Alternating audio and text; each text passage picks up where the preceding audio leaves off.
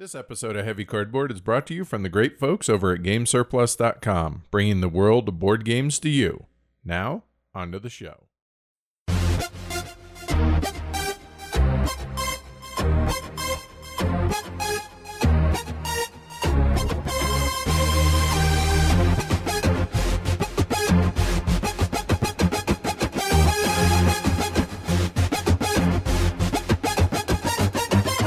Heavy Cardboard, Episode 109, The Hunters.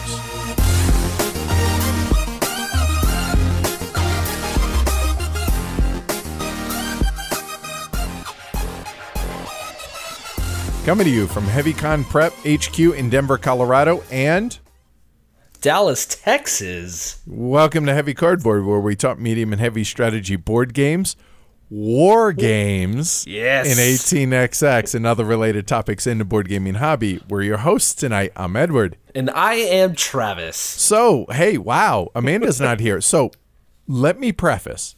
It's been 2 weeks since you guys have heard from Amanda. Everything's cool. Getting ready for HeavyCon. Honestly, last week we were supposed to do Zolkin. However, it was 9:30 at night on Thursday night, and Amanda's like, how about we pull an audible and go ahead and do the conversations with Heavy Cardboard with Nick Case. Fair. And so then this week we were like, you know what? Instead of Travis and I just doing the actual review of the Hunters, why don't he and I do the whole show so you guys have context? Yeah. So everything's cool. Don't sweat it. If you listen to the weekly look ahead, everything's good. It's just situational. So that's that. So enough of prefacing. Travis, who are you? Why do people care? To answer your second question first, I don't know. You're seriously, right? I don't know. I've invested enough money to buy stuff and put my name out there, so I guess that's why. Yeah, good enough for me, right? Right. You know, I'm Travis, and most people know me as one of the co-hosts of Low Player Count. We are a discussion-based podcast about 1- and 2-player board games and how that affects the board game industry and everybody else involved. That's how most people know me, as 1/3 of that triumvirate powerhouse of a podcasting team. I also am just all over the Twitterverse talking ridiculous nonsense. I do rulebook editing part-time on the side, and I'm on Twitter a lot. I mean, that's probably how most people know me, via all right, fair enough. ramblings. Yeah, I think, and to be honest with you, dude, as the rulebook editing thing gets bigger and bigger, I think people are going to start knowing you more as much for that as Low Player Count, which is awesome because God knows we have harped about rule books on our show enough. Yes. I try not to because it feels very self-serving. Right? You know, but I get that, sure, because that's, hey, hire me because your rule books suck. Or most people have no clue how to write a rule book. And, I mean, ask the Spiel des Jahres stuff, right? Oh, man, that stuff right there. Oh, that has been... My Twitter notifications just exploded whenever that came out on Thursday or Friday or whenever it was, and it was just kind of like, what's going on? Why am I getting tagged? Oh, okay, and I'm like in the middle of school, and you know, classes are going on, and my phone just goes bzz, bzz. Because you're a teacher. Because I am a public high school teacher, and so I look at it like, what's going on with this mess? And God bless you. I don't know how you have the patience for that, but I don't. I'm glad. I've been doing it for a long time, right? So I've worked with teenagers since I was 21, and I'm now 35, right? So I'll let you. Fair enough. I've worked with teenagers sure. for the life of a teenager at this point. You know, it's wild. God bless you. So for those that didn't hear, the Spiel des Jahres, Kenner Spiel des Jahres, all those nominees came out recently, last week, right? Yes. And they made a big kind of statement, I think, in the ones that they did and did not select because of just a barrier to entry being poor rule books. And, you know, not that I think that we move the needle that much when it comes to the board game universe and our show, but I feel like if enough of us are complaining and enough of us tell publishers and designers and developers, hey, if your rulebook is impeding people's ability to enjoy your game, you're hurting yourself, and people are not going to necessarily give you a second look. And now the Spiel des Jahres is like, yeah, we didn't look at a bunch of games because their rule book sucked. Yeah. I'm paraphrasing. I think that's a translation from German, but you get the idea. I'm actually, the two big things that they discussed was just kind of, I mean, first of all, obviously everything comes out in German, right? And so a lot of people, the first issue that a lot of they had, the Spiel des Jahres judging panel, is that they had an issue, they thought that people were just rushing the development of the game, rushing the production of the game, and so they were cutting corners on everything that they could, which obviously one of the primary corners is, hey, the rules are going to be fine, one way or the other. That was one statement, but my favorite statement was the very last line that W. Eric Martin quoted on that Board Game Geek news article was, "We are tired of being beta playtesters for poor rulebooks." And I'm like, here. I love it. Which is fantastic because, I mean, I've harped about it a lot on our show, obviously, and you obviously, well, it's become a side job for you, so there's obviously a market for it. But too often, people just don't try and playtest their rule books, which I don't understand, dude. I really don't get it. I don't either. I mean, give it blind playtesting. Just here, try and tell me where you have problems.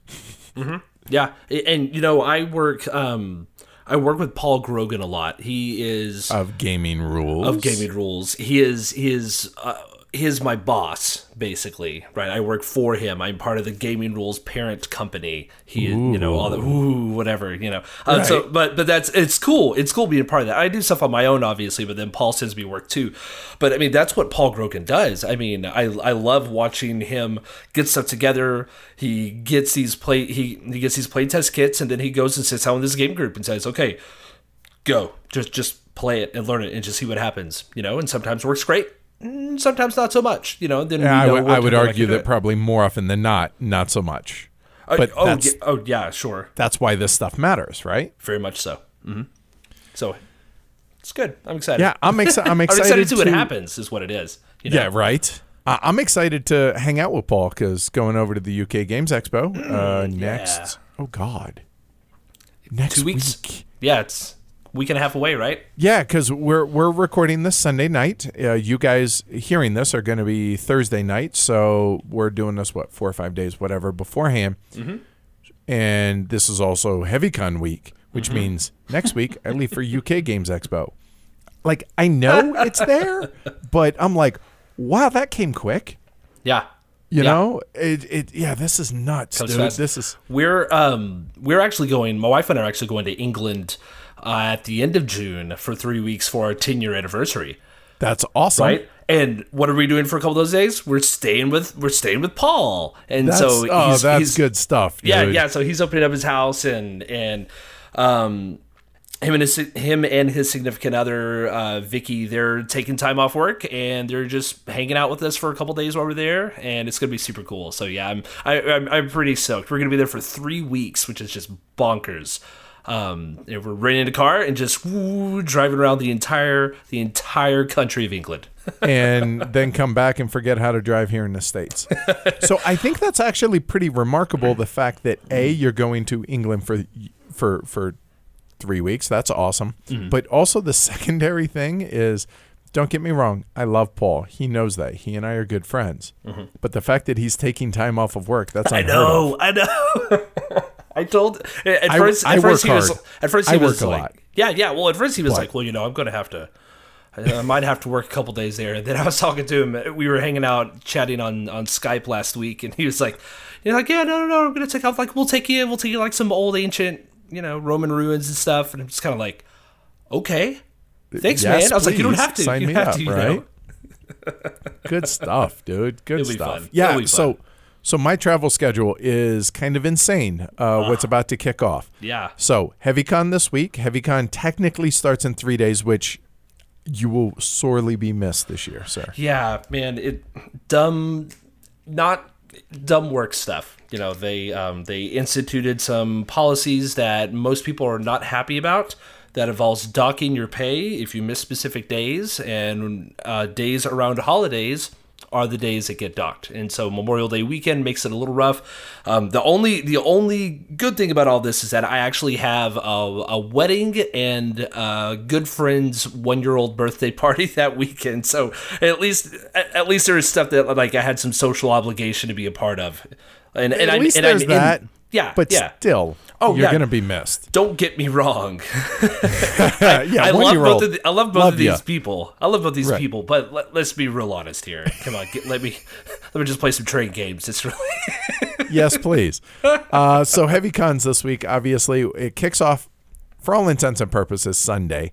05:30. We pick up like 22 people or something at the hotel, and we're going take them up to the Rocky Mountain National Forest, up into the mountains, going for a very low-key hike. And I say low-key because, well, they're going to be at 10,000 feet elevation. And, let's face it, most people are not used to that. So I'm not trying to kill anybody before HeavyCon begins. And then after that, we're going to actually go up to about 11,000 feet and take them up on a drive up to the Continental Divide. And then go have breakfast at one of the hidden jewels. So if you hear this, forget it. Country Road Cafe in a little town called Evergreen that has smashers is what they're famous for. And basically what it is, breakfast joint, right? They close at 1 in the afternoon or whatever. Huge, obnoxious sized bowl of mashed potatoes, which I think of mashed potatoes for breakfast, obviously. And then they put eggs however you want, maybe some elk sausage or elk blueberry and sage sausage and whatever, maybe some hollandaise or some jalapeno jelly. Oh my God, amazing food. That sounds good. And a pancake the size of a hubcap that is just amazing. So we're taking people there. Cool. Then we have the meetup at a brewery, one of 842 breweries here in Denver. There are a couple there. Yeah, one or seven. And then after that, then HeavyCon begins at 8 a.m. on Thursday. It goes for 60 hours of, I'm not going to say nonstop gaming, but, mostly late into the night. Mostly nonstop gaming. Right, mostly. And then that's it through Sunday night. Monday, got to move everything back to HCHQ. And then I fly out on Tuesday to Athro, staying with a buddy of mine. And then, okay, here we go. So Jess and I are flying out from here to Heathrow, staying with a friend of the show, Richard. And then one of the cooler sentences I'm ever going to say. From there, we go pick up Francis Tresham and then drive to the UK Games Expo. Yeah, that's cool. What? Really? And then after that, when we get there, set up the equipment and sit down for what I'm hoping is about a 90-minute video and audio interview with the Francis Tresham. Man, that's pretty cool. This is a bucket list thing for me. Yeah. I mean, dude's in his upper 80s, early 90s. I cannot wait. Have 2 other interviews set up at the UK Games Expo, one with Martin Wallace, one with Simon Cupforth, he of 1822 Golden Elephant Award winner last year. I have a live podcast recording with Paul Grogan and Tom from Slicker Drips and Matt from Creaking Shelves on Friday night. It's either 7 p.m. or 9 p.m. I can't remember. I apologize. And then from there, it's 9 p.m. at Toot Sweet Auditorium or whatever. After that, we're going to a gin bar. That's a thing. I like gin, and I'm going to find out what kinds of gin I like. That's going to be an eventful evening. Small samples. Small, very small samples. Then after that, we fly to Copenhagen on the Monday after the UK Games Expo, renting a car. See, at least on mainland Europe, they drive on the right side of the road, literally right side of the road. So renting a car there doesn't terrify me. It would in the UK. And then we're going to go around Germany, the Netherlands, checking out local game stores, gaming with fellow elephants around northern-ish Europe. And then on my birthday, June 8th, Friday, we head to Växjö, Sweden for the Heavy Cardboard Game Day around the world. That's drawing winner. Space Monkey is going to be there. So Matthias, I'm very much looking forward to that. We're going to do like a meetup at a local watering hole in Växjö. And then Tuesday or Saturday, the day after, we're going to have our game day, which, dude, I am ridiculously excited about. Then after that, fly back on Tuesday to Columbus, Ohio for Origins, and then from there, fly for a week vacation, and then finally go home for a week. That's all. Just be gone for a month, as you do. That is bonkers. But I have been killing myself preparing episodes for Amanda and I to record them before I leave. Sure. To make sure that we have stuff in the can. So, Travis, thank you for helping with that. Yeah, no problem. No problem. Donnie and I were talking about that actually earlier today. Like, okay, so Travis, how long do you got? 3 weeks. Okay, because I do all the posts. Well, Donnie does all the editing and all that mess, but I do all the not post-production, just the post stuff. You know, I actually put things up on the internet and send things out and do all the graphics and whatnot. So it's like, okay, we gotta get that squared away early on. Logistics. Right? It really is. Happen. Seriously. Yeah. And so my schedule is not as crazy as yours, but my last day of work is June 6th. Okay. I leave that next day for the first annual Tabletop Network Conference in Salt Lake City. This was a thing that was up on Kickstarter. Tim Fowers is doing it. It's for designers only. It's that 2-day intensive whatever. Like, you know, Jeff Engelstein is going to be there, and like 50 other presenters and all this other stuff. So is it all like seminar type stuff? Yeah, it's all seminar stuff. And so I'm going as a presenter, which I'm pretty stoked about. I pitched something just for kind of basic rulebook stuff. I just shot a message and said, "Hey, would you be interested in doing something and having somebody do a talk on rulebooks?" And they said, "Well, a lot of these people know at least some stuff about don't just do like a basic rulebook stuff or a basic rulebook talk." And I went, "Okay, sure. I can come up with something." And so I'm actually doing a talk about design decisions and how they affect the learnability of games. So like terminology that you use in games, systems and structures, and just what you call things basically, and how those translate into the actual written word of the rulebook, and how you can make it easier by not doing dumb things is basically what I'm boiling it down to. So I'm pretty stoked about it. Color me impressed. That sounds awesome, dude. Yeah, legitimately. It's gonna be cool. Now, the hard part though is that, no joke, my speaking time is opposite of Jeff Engelstein. Just record it so those that miss it, that, you know. Well, what's cool about it though is that it is being recorded. Everything's being recorded, so people could purchase an actual 2-day event pass to where you're there and you're at the conference for the 2 days straight, you know. But then there was also, for like $50 or something, it was like a digital pass, so that you can get all of the talks all downloaded, watchable anytime you want, however you want to do it, right? And so I'm pretty. That's really awesome. Yeah, so I'm pretty smart. I'm pretty excited about it. We'll see. You know, we'll see if it's actually any good. So who knows? It sounds interesting to me, and it sounds useful. Which, again, if there are enough designers and wannabe designers there that actually take this stuff to heart, then we all win, right? It's a net win for the industry, regardless of where you are in the industry, whether you're just playing games, developing, designing, publishing, et cetera, et cetera. Yeah, and I'm pretty excited about it. But balancing everything else while, you know, it's just like it's all the logistics of, okay, well, I got to get a talk going. Well, I have to write a 40-minute talk. Okay, now I have to get all the stuff together for a 40-minute talk.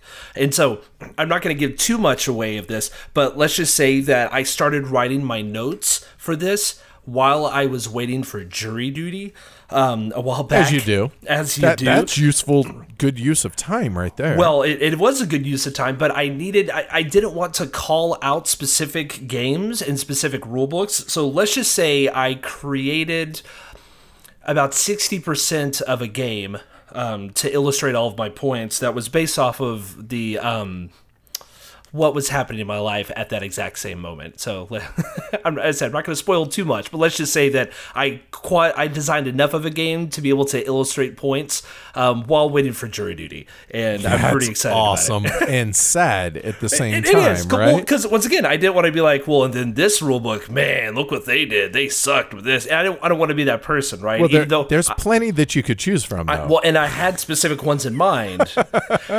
So if you think hard enough, enough, you could probably see the connection, but the theme of what I'm talking about game-wise is so far removed that you might not be able to. I'm actually hoping that people aren't able to. But, change the names to protect the guilty. I got you. Yeah. 100%. So it'll be cool. But I leave for 4 days right afterwards. And then I come back for a week and a half. I have a wedding that I'm performing, and then we leave 2 days later to go to England for 3 weeks. So we're pretty stoked.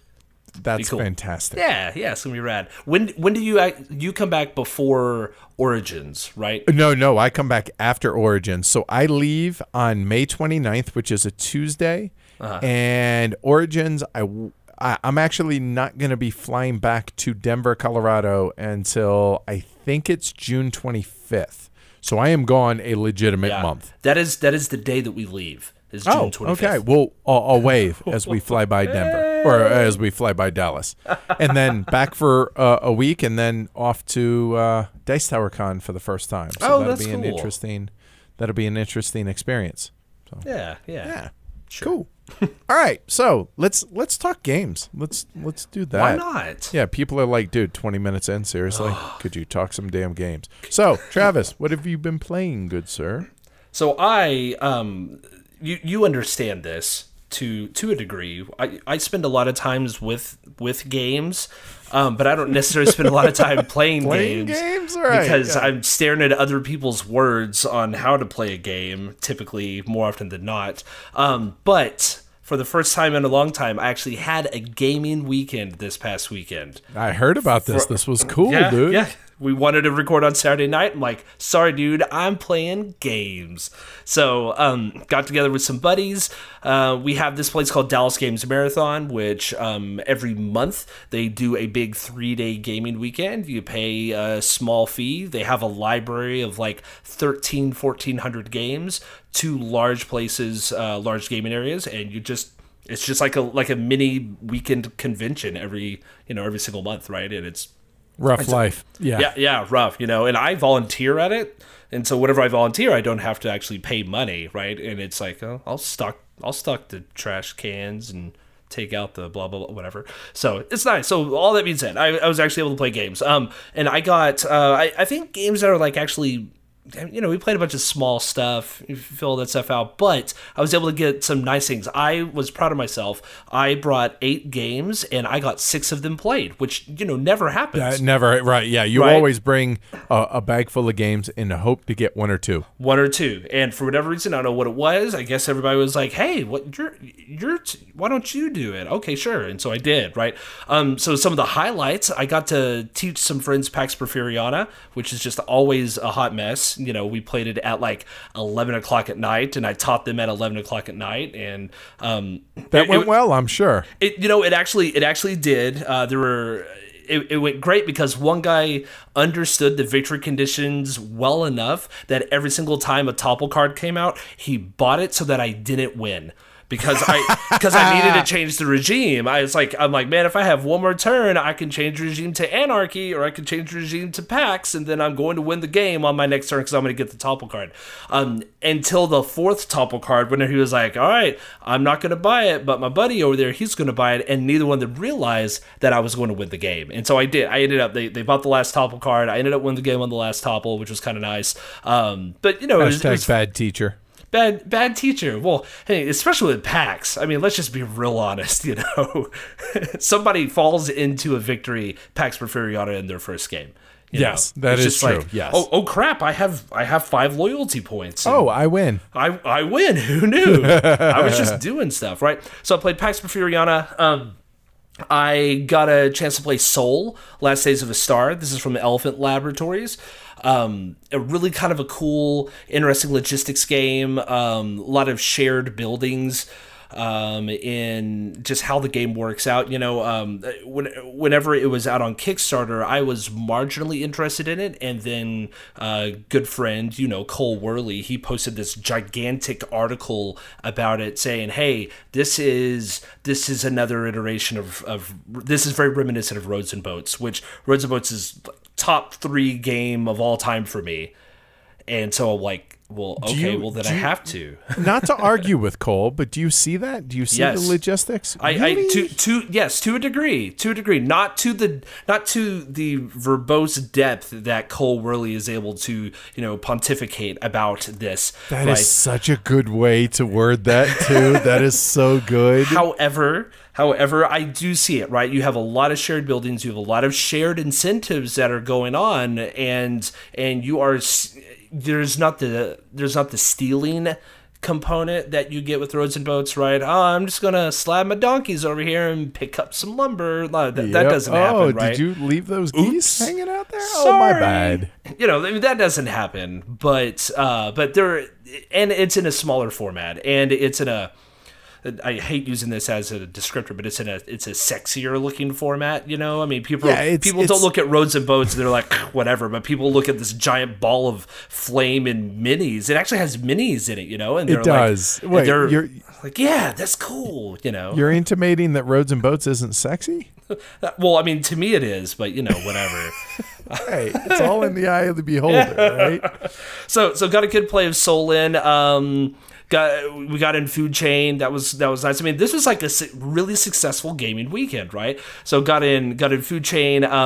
We got in numerous games of Drop It, which is this game that was put out by Cosmos, and it's a dexterity game, which we're both big fans of dexterity games. Yep. Which people always laugh at it. They're like, but you like all these super weird quirky games, but then what about dexterity? It's like, why not? They're the best games ever, Oh, dude, we get so typecast. Like you only play solo games and I only play heavy games, and that's it. Ooh. Like, I know, right? Yeah. So I got riffraff downstairs. Yeah, sure, right? Sure. I mean, come on. Yeah. All right. So Drop It's this interesting game that it's this sheet of 2 sheets of plexiglass basically, that have levels that are kind of etched into the side that are kind of like at these weird diagonals, right?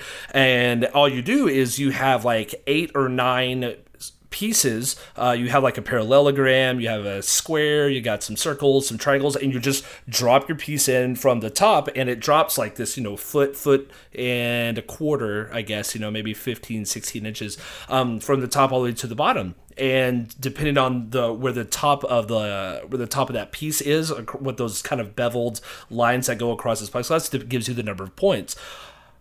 But the 3 rules that are weird about it is that there are little placards that you can put on the side, and you can slide into the both sides of this plexiglass as well, this piece of plastic that shows you what you cannot touch on the sides. So you can't have a circle that touches the far left-hand side, right? And you can't have a red piece that's at the very bottom in the bottom right-hand corner, okay? And that's your own player piece, right? Because you have red, yellow, blue, and green. And so that's just how it works, and you drop this stuff out. But then the other rule on top of that is that pieces that are the same color or the same shape cannot be touching each other either. And so as you're dropping, like people will be punks and they'll be stacking up on the side, and you have I was yellow and I had this one yellow square right in the middle, which was great, but then everybody kept stacking on the sides, and so it didn't matter what I did, it was going to hit it and slide to the middle, and I wasn't going to get any points. But we played it 3 times in a row, and it was just silly fun, and it was just the way the plexiglass is not the 2 pieces of plastic are super close to each other, so there's not a lot of space. So whenever it slides down, sometimes the shapes will land at funky ways, just like they do, or they'll kind of bounce off of each other and all this sort of stuff. And so, but you have these itty bitty circles, and everybody's like, oh, circles are going to be terrible, and they ended up being how you got the most points, because they would be able to fall and roll in all these weird places. And sometimes we're we'll just throw it in there real hard and just see if it'll ricochet off and move everything around. But it was great. It's come out from Cosmos this year or sometime, and yeah, it was a fun, just kind of a nice little filler game, right? Just dexterity stuff is always beautiful that way. I saw it being played at PAX East actually, and it almost at first it almost thought the thought that came to mind was Plinko, from Price is Right back in the day. Totally, yeah. But with shapes and not trying to win, thousands of dollars. But no, it sounds interesting. It sounds like fun little silly filler, right? Totally, yeah. And so the placards that you put on are movable, so you can make it so that certain shapes can't be at the bottom, or certain colors can't be at the bottom, and you can mix and match them. And so if you put like colors all the way around, it's super hard, because the shapes you can always just kind of, well, I could use something else, but but that's my color. Like my all of a sudden the left side I can't go to, right? Yeah. I'm like, but that's where I need to go right now, And so it's just it was way fun. So played Drop It, played Sprawlopolis. This is on Kickstarter. I think this might still be on Kickstarter by the time this episode airs, and if it does, it's like the last day. It's from Button Shy, which Button Shy games are these little 18 card wallet games. Sprawlopolis. Jason Tagmeyer? Tagmeyer, yep. Sprawlopolis is a 1 to 4 player cooperative game by the same designers as Circle the Wagons, and it's city building, but it's super tricky, because you got 18 cards. 3 of them you flip face down so that there are specific point values that you're trying to hit, but you can't like you're trying to match the same colors, and you're trying to have the fewest amount of roads and all this other stuff. But it's like, I'm sitting there and I love it, because people are just like, oh, what 18 cards and they're struggling, right? What am I supposed to do? And I was playing this one guy, and he was like, how are we doing? I'm like, I don't know, man. I'm not counting up points. He was like, can we stop and count up the points just because I don't know, because you're supposed to hit this point threshold, right? And I was just like, sure, man. And we had like 21 points, and we needed to get 23. And he was like, we can't make it. Oh, God. And it's like 15, 20-minute game, right? So it's cool. It's a lot of fun. I got a pre-production copy of it. Last one, this was actually on my games I'm looking forward to playing list until about 8 hours ago, because I had some time. So I got Wars of Marcus Aurelius from Hollandspiel, from designed by Robert Dulesky, and it's a solo game.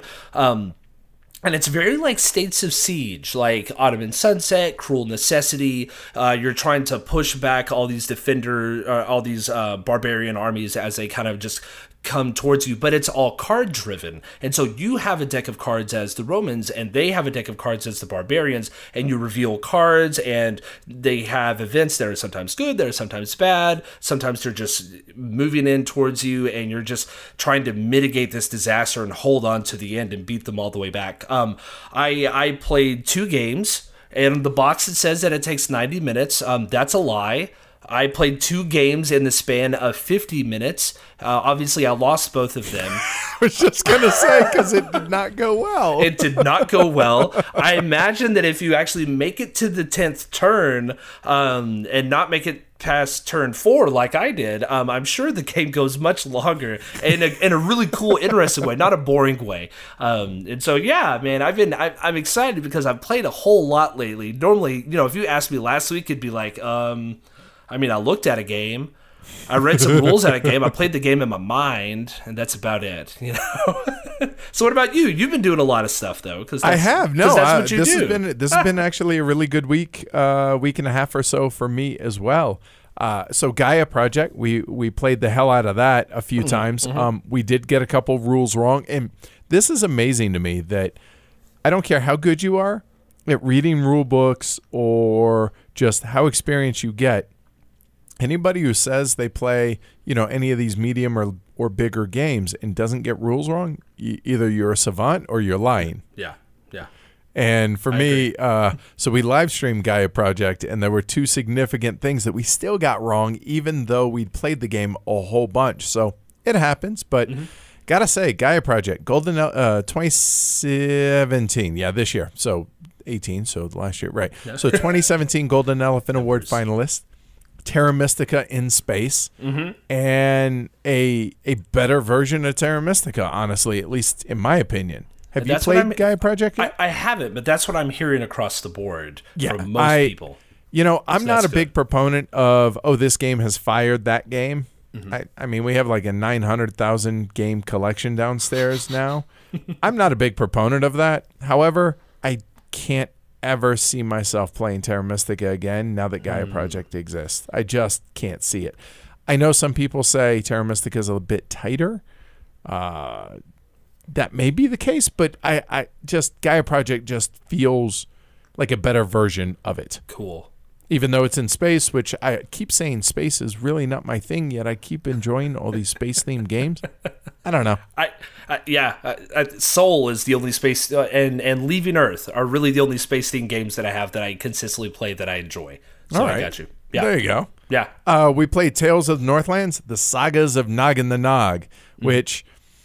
I got to be honest, when it was called The Sagas of Noggin the Nog, when I heard this, I was like, this sounds like a kid's game, and I just discounted it out of hand. And when we saw it at LyriaCon and met Nick, and like, this is very much not a kid's game. And then we also live streamed that one, and dude, definitely just a great game. Thoroughly enjoyed it. It's predominantly uncooperative game.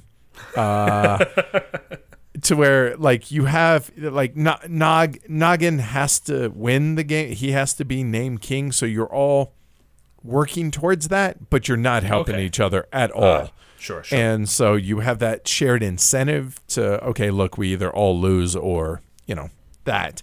And fantastic game. Really, really enjoying it. Cool. I don't know if it's still on Kickstarter by the time this airs, but yeah, just completely, thoroughly smitten with this game, and it's going to be, it's definitely going to be one of the best games that comes out in 2018. I have a feeling when it comes out later on this year.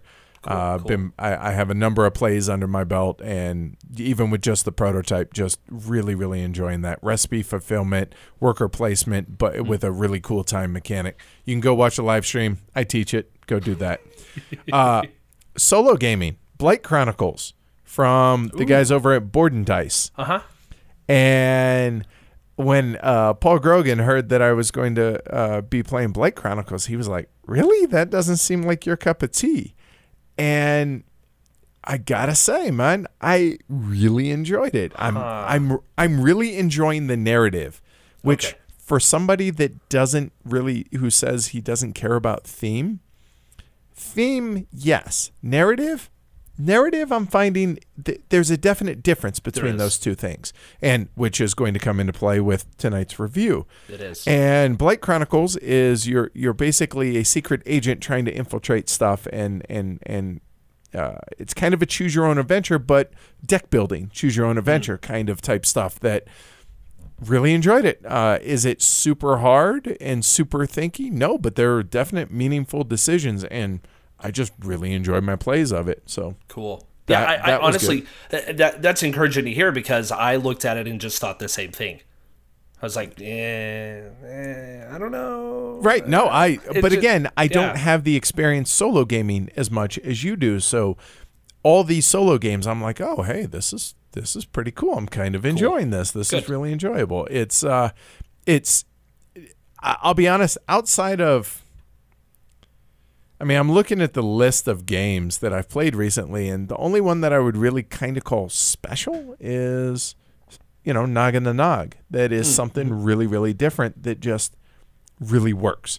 And maybe The Hunters, which obviously I've played that. It's funny listening to you saying it's supposed to be a 90-minute game, the Marcus Aurelius game. Yeah, The Hunters is supposed to be longer than it was. When I live streamed this, Commandant Heinz D. Erdy did not rest in peace. He was a disgrace. It was not good. It was just a cascade of unfortunate events that did not go well. Oh, and it happened so fast too. Oh, it was so ugly. You're just like, I'll just a little bit of this, and I'll just deal with it. I'll deal with that later. Yeah, and, a little flooding. Okay. Who needs fuel little tanks? flooding.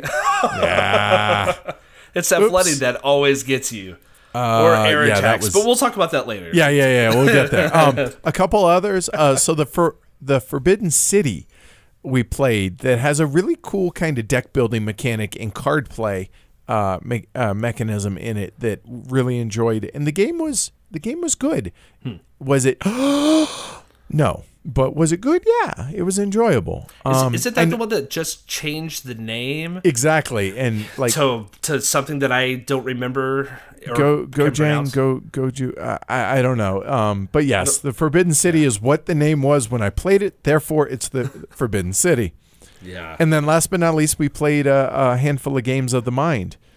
And, cool. Mm-hmm. For a game in which you don't really talk and you don't really communicate, you communicate quite a bit, and it's different, but the game works. Like, it shouldn't work. Yeah. It's 100 cards here, and play them in order without talking.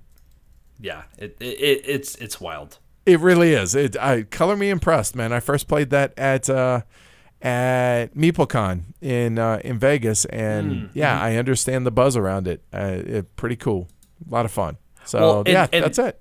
Well, and then the designer of that, like he's only designed like and actually put out like 3 or 4 games, and 2 of them have gotten Spiel des Jahres nominations this year.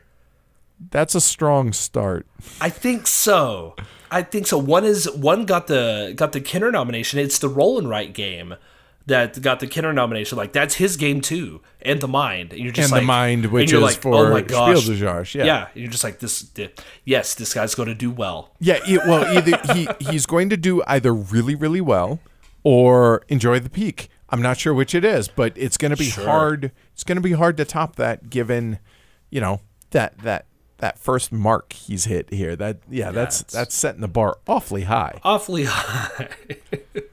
It's wild. So moving into acquisitions. So I have 4 here. We got sent a review copy of Lincoln, the Martin Wallace game. Mm-hmm. Now, I have not played it yet, and I know that there is quite the... Is it controversy, kerfuffle? Sure. I'm not sure what the right word is. Both. Here. I've heard the same thing. Yeah. About the Manassas hammer. Is there another Halifax hammer from A Few Acres of Snow in Lincoln?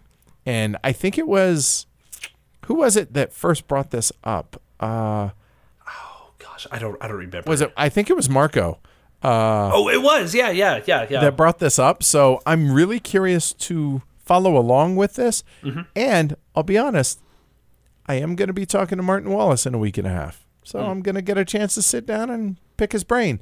And I will say this, kudos to Martin. When I interviewed him for a con interview, a shorter interview in Essen a couple years ago, he was extremely forthcoming and honest, like just a straight shooter in that regards. I remember. So yeah, I'm going to be able to, good. Tactfully ask him about this and see what he says. So I'm really curious to get his take on that. So let's see.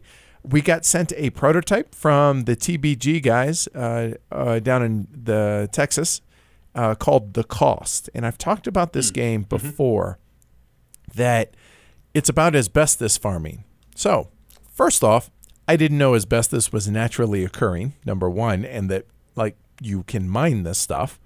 But this used to be a big thing back in the day. And the cost is the human cost, meaning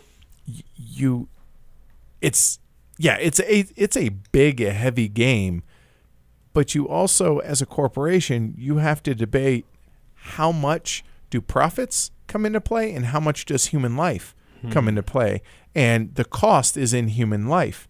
And how much do you need to...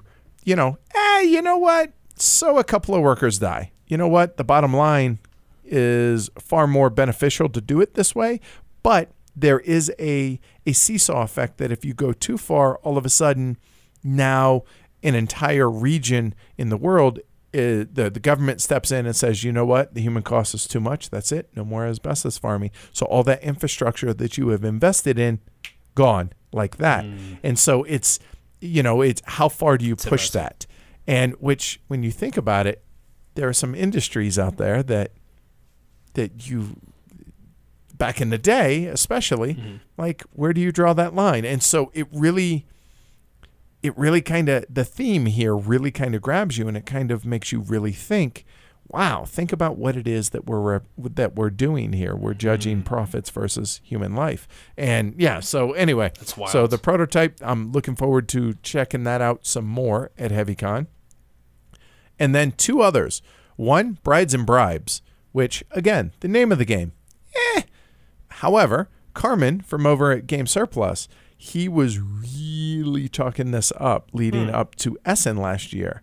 And it's been a hard game to get a hold of, and they sent us a review copy of it, and looking forward to digging into that.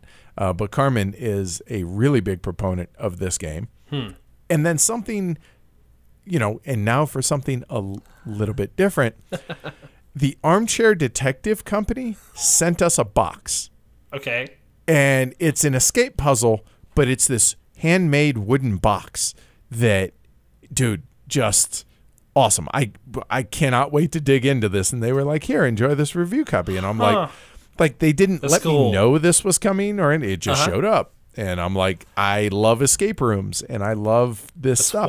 I dig puzzles. So we're going to dig into it and check into it and report back for folks and find out whether or not it's worth a damn. So yeah, super stoked to dig into that. So how about you? That's cool. So I've gotten Wars of Marcus Aurelius from Hollenspiele.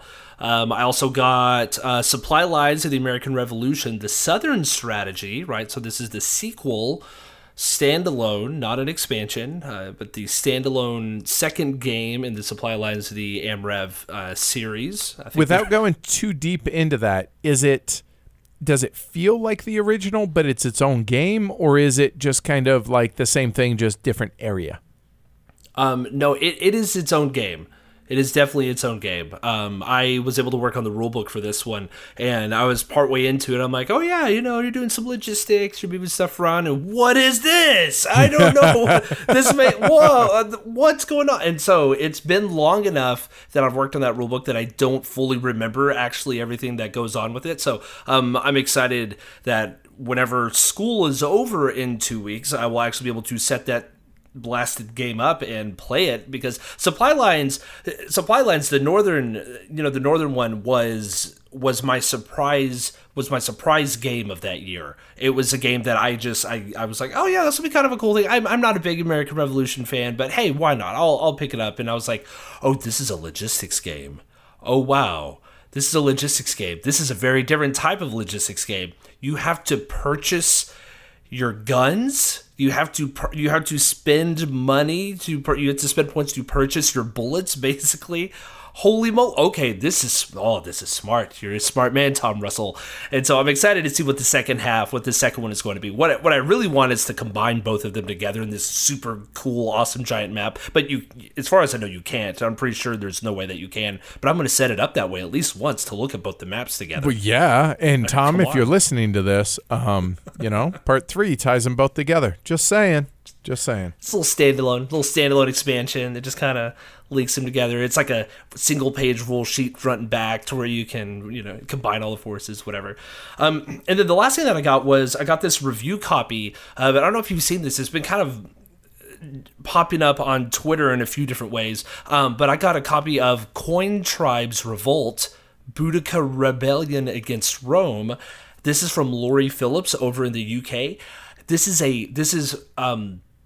was entered into the 9-card nano game print and play contest that they have every single year. And it is a 9-card coin game.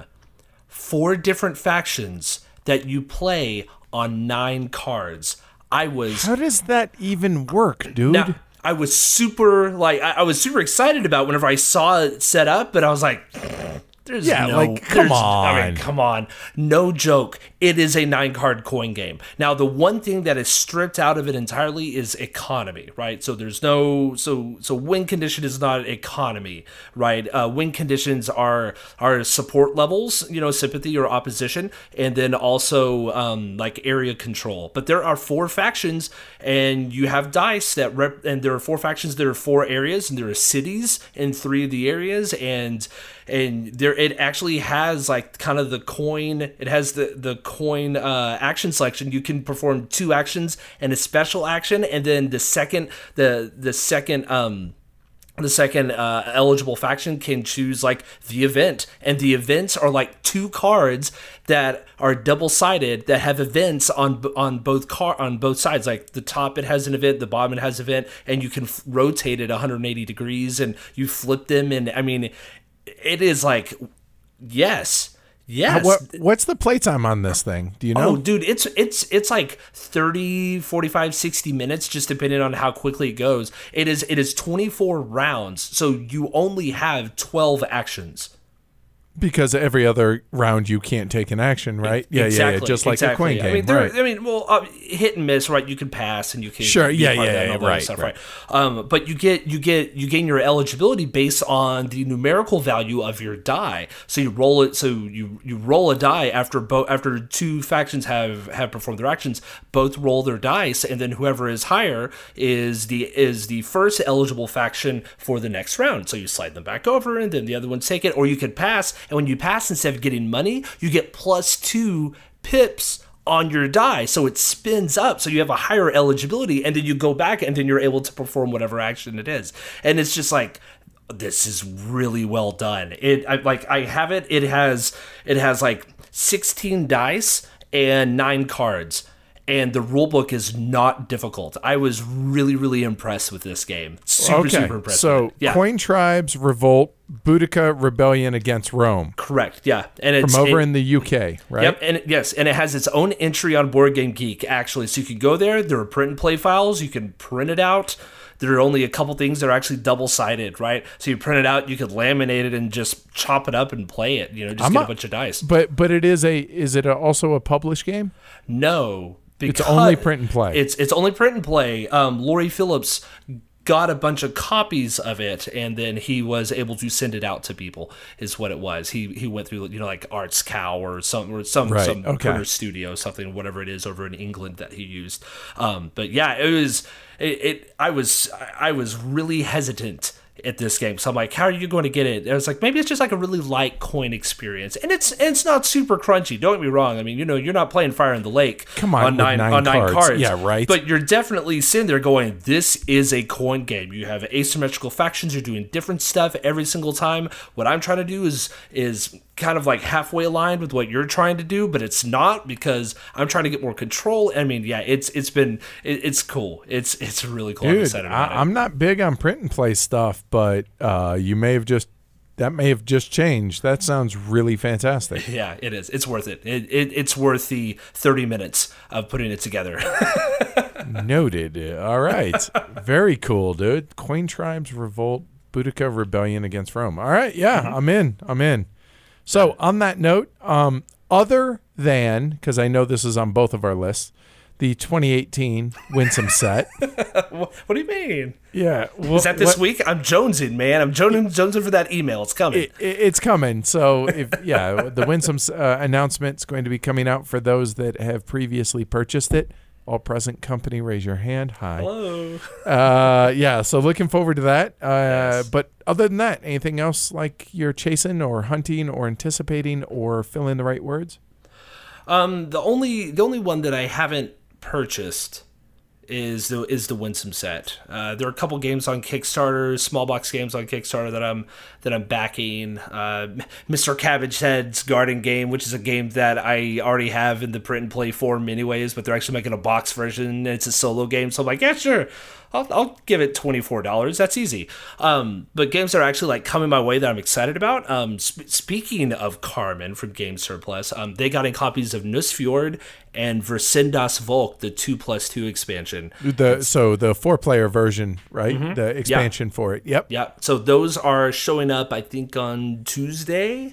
By the time this drops, I will have looked at them and opened them and punched them, and they've sat on my shelf for 2 days. But they'll be here. All right. Well, there's that. So, okay. Yeah, so Nusfjord and then Versendas Volk, the 2+2 expansion. And then totally out of left field, I am a big fan of weird Japanese and Taiwanese small box games, right? And so Sashi and Sashi, they're the ones who came out with Coffee Roaster a couple years ago, which is this solo bag building game about roasting coffee, which weird, right? Which weird, and coffee is probably in my top 5 favorite things in the entire universe. It's that low?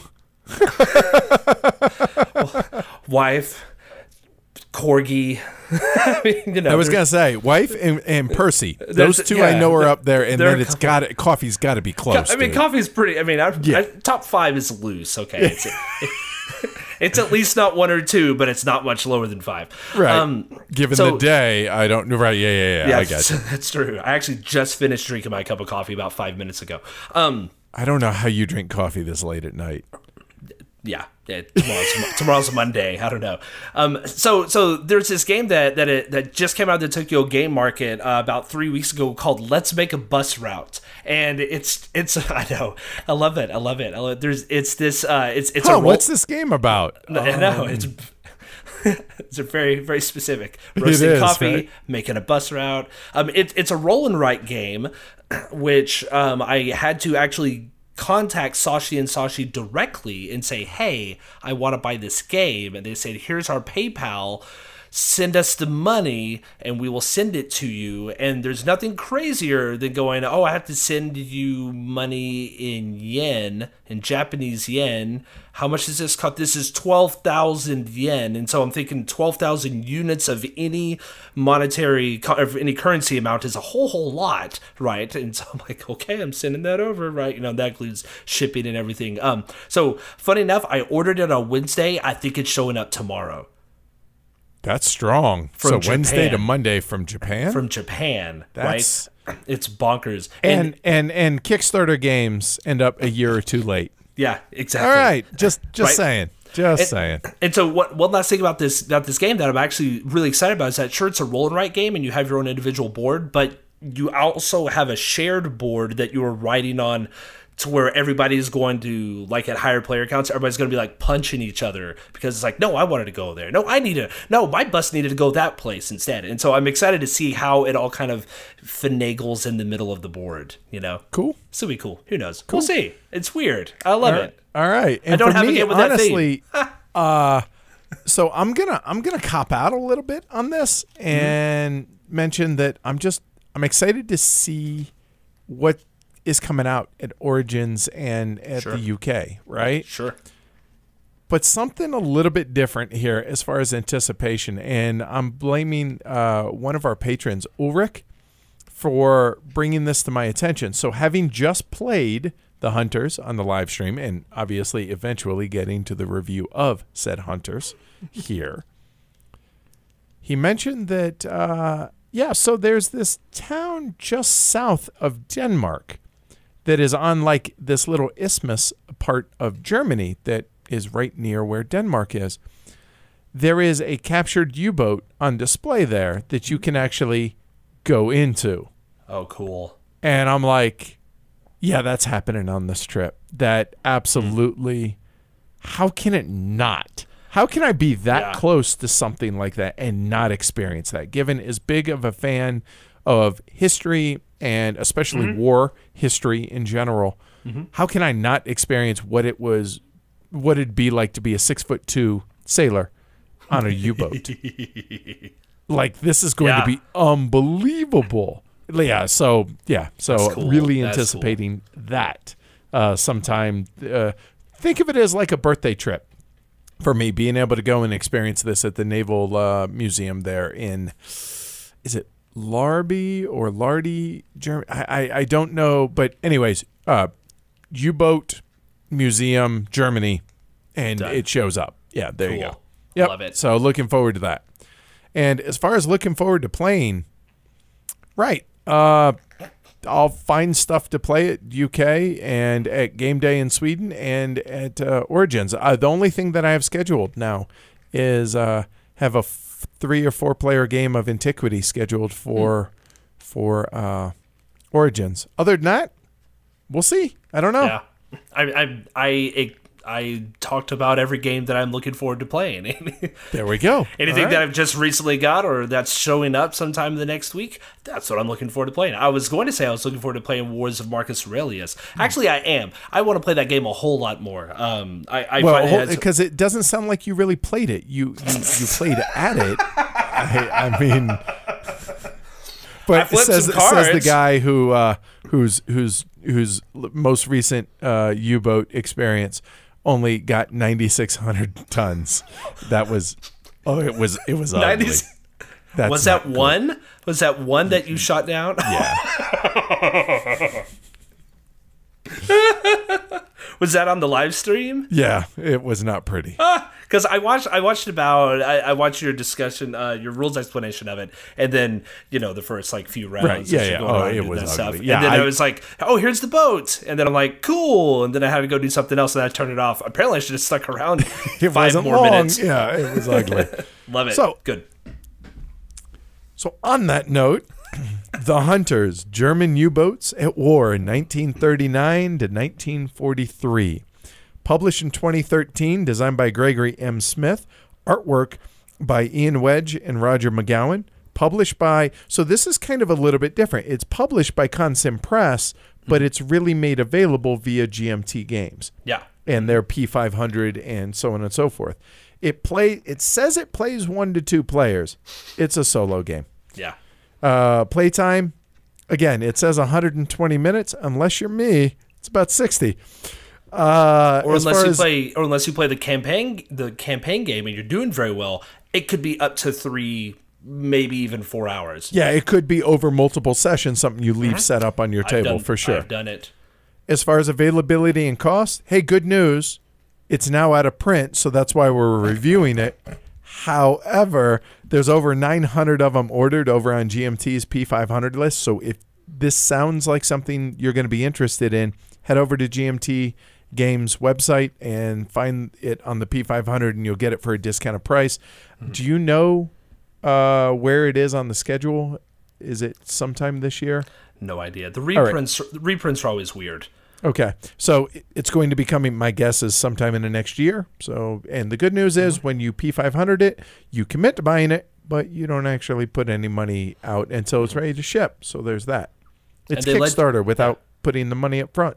And they let you know. So if you find a secondhand copy, which there are typically secondhand copies in the BGG marketplace. I was actually looking earlier. There's a $45 copy of the first edition with kind of the living rules update stuff for $45, which I mean it's $31 on the P500 right now. So so for $14 you don't have to wait for it to get reprinted. So there's that. Yeah. Cool.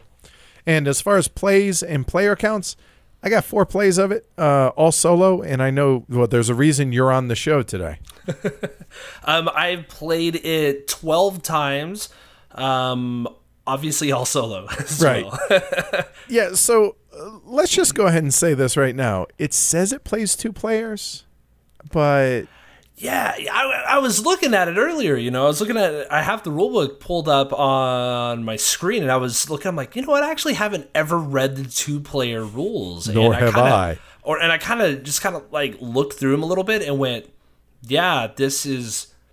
Yeah, both players start with the same boat at the same month, and you go. It's basically you're having a tournament. you stop at the same time, and whoever does the best wins, and that just to me is not exciting. So. No, that's 2 solo games. How'd you do? Oh, I did this. How'd you do? I did this. Okay, you did better. You win. Mm-hmm. It's a solo game. Yeah. So that said, you want to describe to folks what the Hunters is?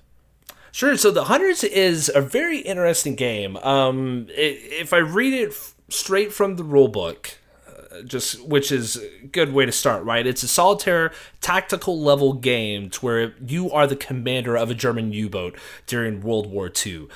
This is at the height of Germany's domination in U-boats. There's actually a follow-up game called The Hunted, which should be coming out soon, which is 1944 to 1945, which is about the decline of it, which is really interesting that these games can be in tandem with each other, right? And so the idea, that's what I'm excited about, is getting that one to see how they play off of each other. So, but back with the Hunters, all you're doing is you're sailing around, you are blowing up boats that get in your way and hope that you survive. That at the grandest, most macro level, that is what's going on. But there's so much more involved with it because this is a historically themed game. There is war involved. It is wartime, but really just like we were talking about earlier, this is more of a narrative storytelling game that is historically based, which for me, I like fantasy, but I don't get when it comes to gaming, I don't get involved in like narrative storytelling fantasy games, but this is something that I can get interested in because it is rooted deep in history. And so with the Hunters, you basically are making these small decisions of how you approach, of how you equip your U-boat, of how you do this and that or whatever, and then eventually you just let it all out and you see what happens. And sometimes it works well, and sometimes, as Edward can attest, it doesn't work well at all. And you end up at the bottom of the ocean. literally the bottom of the ocean, because you keep flooding and you get sunk. So yeah. So at a macro level, that is really what's going on. Yep, you're outfitting your U-boat. You're going around sailing on patrols and trying to take out ships and sink the highest tonnage value of ships as you can while trying to survive and retire and grow old. Yep. That's it. So, all right, 5 factors give the game its weight. Now, this is going to be a really interesting discussion, I feel, because I have always felt, now I know you and I differ on this, but I've always felt that there should be 2 weight ratings. There should be one for Euros and standard, Euro style games, and then war games, because a light war game is still going to be a pretty heavy Euro as far as weight to a game, I feel. So this is going to be an interesting discussion. So first off, as far as complexity or rules overhead, I mean, it's procedural, which is going to help with limiting the rules overhead, right? Yeah, it will. People are going to freak out though if you don't play war games, because this is like a 24 or a 28 page rulebook, which for war games is nothing, and it's triple columned, which is the best part. It's not even double columns. Each page has 3 columns and bullet points, and everybody's like, "Oh my gosh, there's so many words on the page." But it's very procedural. It comes with 8,000 charts that you reference, but one of the charts just tells you exactly what to do whenever you do it. And then whenever you do it, you just go, oh, I just look at that chart, I roll these dice to do this thing, and oh, that wasn't that bad. Like, it feels that it's not intuitive, but it is very intuitive. This is actually surprisingly one of those games, from a war game standpoint, that you could almost, you read some basic stuff, like maybe 2 or 3 pages of stuff, and you could just kind of like pick up and play the game and reference the rule book as you go if you have a question about how something works out, which not many rule books, not many war game rule books do that. There are a few that I absolutely love, like Enemy Coast Ahead. Those do that, but this one doesn't explicitly say it. But the complexity is so low in quotes, in terms of just like how to actually obtain how the information, how to play the game. It's really not that bad in the grand scheme of things. Yeah, I actually kind of taught the game as I went when I live streamed it, because it's just, look, here's a brief overview of what we're doing. Let's get started, that type thing. Yes. And it kind of made the most sense. There is, especially if you're not familiar with the game, there's going to be a lot of rulebook flipping to reference, to go back to what you were saying as far as, there's an encounter. Okay, what kind of encounter? How do I do that? So you have to go look this up in the rulebook. Now, there are the charts that you had mentioned, but there are also a couple of really good player aids on BGG that actually made my plays of this game far more enjoyable. And we'll talk about those here in a little bit, because I want to give those guys props, because anybody that's interested in this game, I think, unless you are an experienced war gamer, I think these are going to be very, very helpful in that regard. But overall, rules dense, it's not too bad, especially when compared to a standard war game. And I think what will happen with most people is that if you're coming into a war game for one of the first times, especially if you're coming from the Euro standpoint or most any other gaming standpoint, you read every single word of on every single page. That's what you do whenever you get like a What's Your Game game, right? Or something from Capstone. You just get it, you read every single word on every page. In a war game rule book, there's so much chrome, right? You know, those fiddly bits that only matter, and they're very situational. Edge case stuff, or and you might not even, like, you play a game a dozen times, and you, like, there are still parts in the Hunter's rulebook that I have not touched after a dozen plays.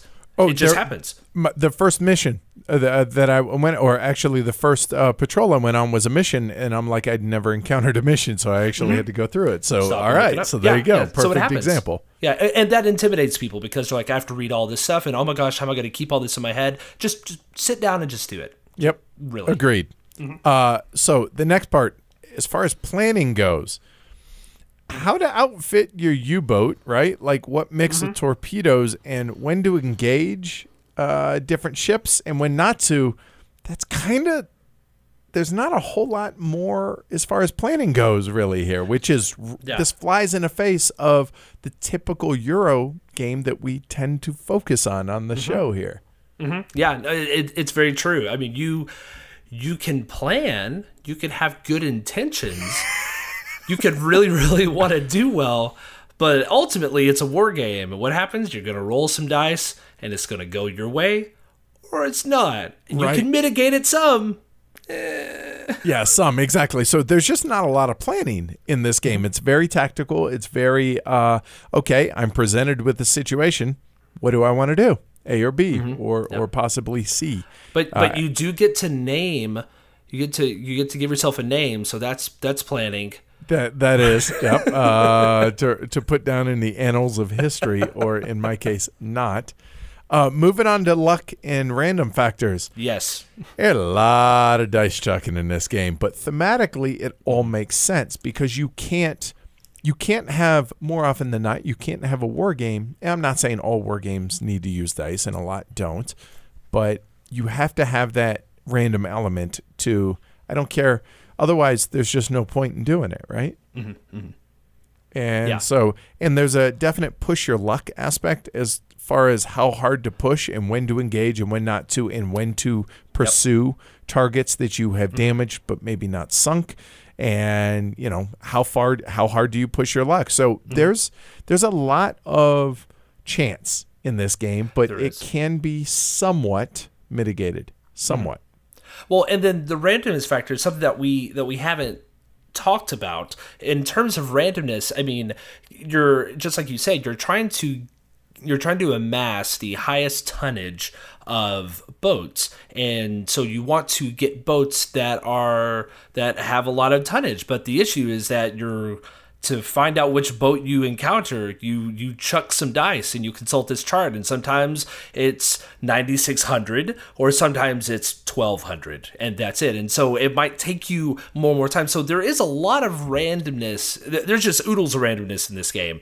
Honestly, let's just be real honest. You know? Yeah, it's all dice chucking. If you don't like dice, you're not going to like this. Agreed. As far as game length, variable. I did read that some people for their first game, it was like 5.5, 6 hours for their first game. And I was like, that seems extraordinarily long to me. I feel like it, a couple hours, because again, that whole, especially your first play, a lot of rulebook flipping, a lot of that. Yeah. However, thanks to those player aids that I'm going to be talking about, it's definitely going to limit that. And so I feel like the game length feels good for what it is. It doesn't feel excessively long, especially once you get a feel for what it is that you're doing in the game. One of the things that we'll talk about, I'm sure later, is that the game actually comes with multiple U-boats that you are able to choose from, and so because of that, and they all start at different in different years, right? And so for me, naturally, most players, when you get it the first time, and the first time you play it, you're gonna go, well, I'm just gonna pick the earliest one, September 1939. That's what I'm gonna do. I'm gonna pick September 1939.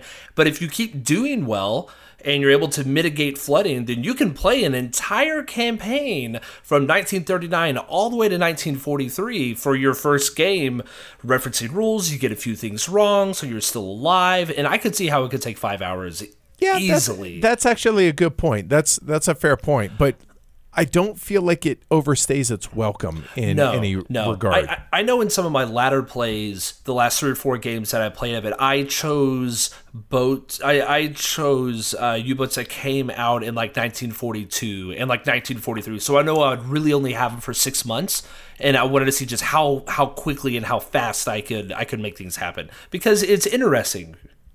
Yeah. Different time periods. Plus, I mean, as World War II advanced, the U-boats became the hunted, as part 2 of the series is going to show, that they were the wolves of the sea at the beginning, and then at the end it was not pretty for them. So yeah, it gets tougher for sure.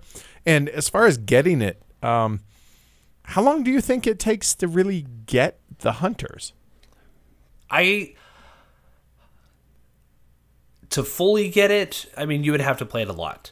Let's just be real honest. Because by fully get it, meaning that you understand every iteration of everything that's going to happen, you're going to have to play the game 15, 20, 25 times. But to get in and understand what's going on, I mean, honestly, if you're playing at a pretty quick clip, I mean, I would say probably four months, and by 4 months, that means in game terms, you go out on patrol and you encounter some boats, and that's a month. And then you go back and you refit, and every time you refit, that might be an additional month here, an additional month there. And so once you go out on patrol maybe 2 or 3 times, you kind of go, oh yeah, I kind of get how this works. And as we talked about, there are going to be oodles of edge cases that pop up as you go. Yep, and that's exactly what I had in my notes, that it's a couple of patrols and you kind of get a feel for it. And again, one of the things that really helps soften that learning curve is how procedural it is. So if, obviously this is apples and giraffes I'm comparing, but Demacher is also a very procedural game. And so it's not, it belies the weight of the game. It doesn't feel like a real heavy game because, oh, okay, this step I'm doing this, and et cetera, et cetera.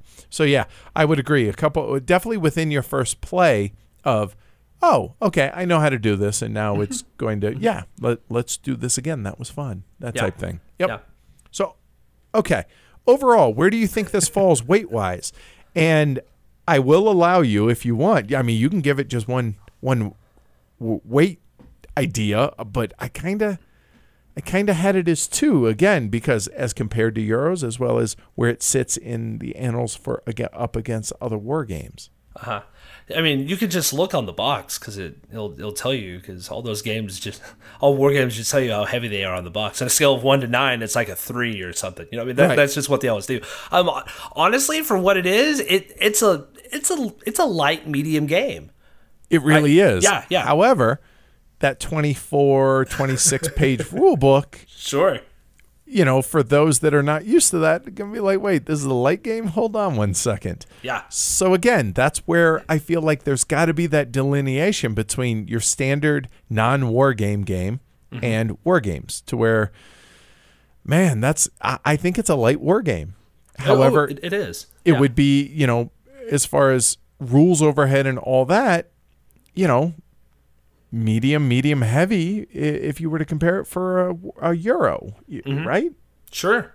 Yeah, I could definitely see it. Well, and I think this is getting way off topic, but I think if you were to take this if you look at this as a medium heavy game, right, and then you compare it to another like medium heavy game, you know, like let's say something like like Signori, right? I think it's like a good medium heavy game, or even Madeira, right, is a good solid medium heavy game. You know, you would look at it and you would go, you would play the Hunters and you would play Madeira, and in Madeira all you're doing is just planning. There's some dice, but still you're planning, and then you're doing some stuff, and mind crunch, and you get to the end of a game of the Hunters and you're like, that was a fun little experience. Your brain isn't hurting, but you're like, man, I blew up some stuff. Yeah. Exactly. And that's why it's so hard to compare apples to, well, apples in this regard. So yeah, I agree. So yeah, so let's keep digging in. Components wise, what do you think? Dude, there's some boats.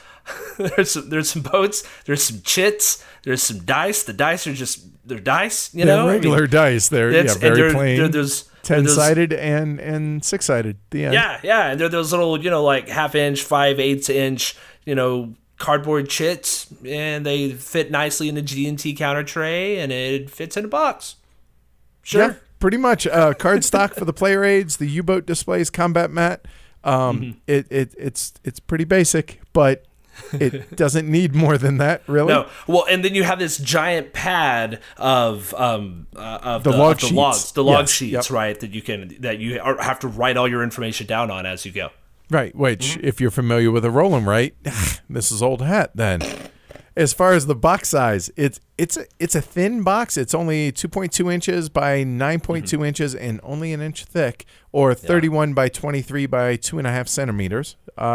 Graphic design. What do you think? I thought it was pretty clear. It's pretty consistent overall. I didn't find anything in it that really detracts from the gameplay at all. No. There's nothing convoluted about it whatsoever. No, I do think that the where you store your torpedoes, that box could be a little bit bigger. But again, whatever, man, stack them up. But mounds of torpedoes just on top of it. Outside of that, whatever, it's fine. Artwork. And this kind of cracked me up a little bit that it has multiple artists that are credited to this, because there's not a lot of artwork in the Hunters. The box looks amazing. True. Now, to be fair, this is very common though in war game designs, is that you have somebody. So Ian Wedge, he did the U-boat display and all of the counter art. But Roger, the one and only Roger B. McGowan, he did the box cover, and that's Roger's thing. Roger does box covers, and often like if you think of like coin games, right? So you'll have Roger does the box cover, and then like oh gosh, what's his name? Like Chueto Nieto, man, Chueto Nueco. I'm totally butchering his name, but he'll do the board, right? And so you'll have different people that do that all the time. Like Hollenspiel, I think Tom Russell does the box covers of most of his games, but then he has other people do the counters and other people do the maps. So that happens.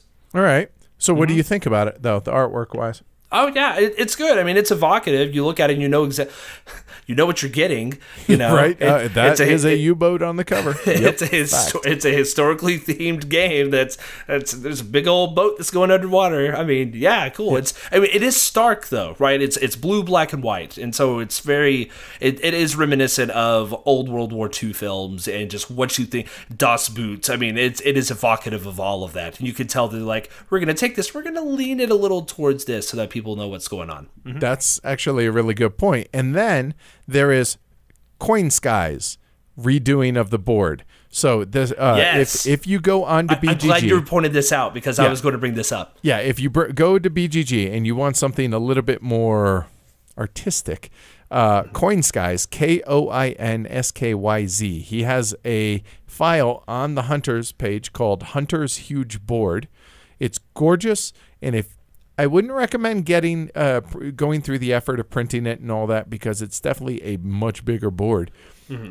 But if you end up playing this game and you really enjoy it, absolutely worth digging into, because he takes like old nautical looking map and turns the board into gorgeous, fantastic. So because there isn't a map in this game, and right. And what's interesting is that whenever you're leaving from port, you roll dice to see where you go, and the only indication of that is writing it down on your log sheet. You say, "Well, I'm going to England," and right? The British Isles or something, right? Yeah, and you write it on the log sheet, and that's it. Well, he takes that U-boat display and he makes it a top-down view instead of a side view, and you actually have your commander, your commandant, and you put all these bits and pieces everywhere, and you put these chits over by the torpedoes, but then you can actually get a piece and move it around the board, so it actually is thematically. It's not all in your head and on this log sheet, but you can actually have a board out there. I actually saw somebody playing the Hunters earlier today on Twitter who took a picture of it, and I was like, oh, that's so great. That I was so excited that they did that, because that's so cool. I love that board. Agreed. So yeah, I definitely wanted to point that out, that I was color me impressed with that thing. So as far as rulebook quality and clarity, I mean, you kind of do this as a side job, so normally I would, but please take it away. What do you think of the rulebook? I mean, it was fine. It's your standard war game rulebook. I actually think that is better than a lot of war game rulebooks. Not to go down this path too much, because I will go off on a tangent about this, and I'll rein you in. Don't worry. Thank you. War game rulebooks have issues of presupposing information that people who are reading them have played war games before, and that people who have played are playing this game for the first time understand certain terms that we take for granted in the war game world, right? So like stacking, normally you can only have X number of chits in this hex, and they'll just like, oh yeah, the stacking limit is 4, and somebody who what's a stacking limit? What's a stacking limit? What do you mean? And so that's an example, right?